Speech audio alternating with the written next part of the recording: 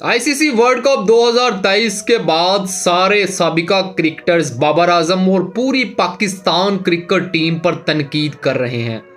जैसे इन्होंने 1992 से लेकर 2019 तक जितने बड़े टूर्नामेंट और इवेंट हुए हैं सबकी ट्रॉफीज जिताई हों।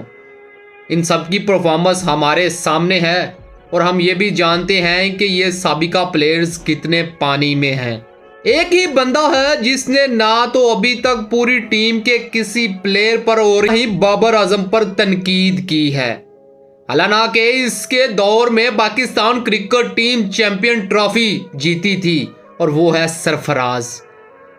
इसको कहते हैं कि सरफराज कभी धोखा नहीं देता और इसको ही कहते हैं असली और नस्ली। क्रिकेट एक खेल है, इसमें हार जीत तो होती है। जब दो टीमें मैदान में उतरती हैं तो एक ने तो जीतना और तो दूसरी ने तो हारना ही होता है।